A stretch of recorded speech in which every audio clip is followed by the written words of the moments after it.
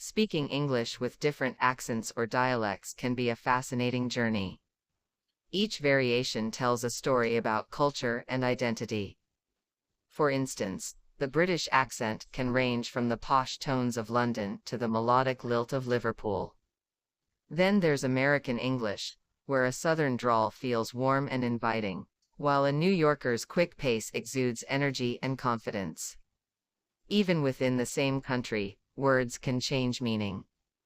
In the UK, boot refers to the trunk of a car, while in the US, it's a type of footwear. This diversity enriches our communication, making it vibrant and dynamic.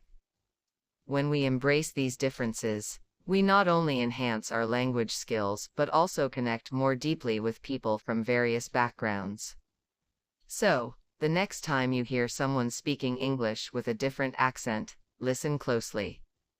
There's a whole world of stories waiting to be discovered in every syllable.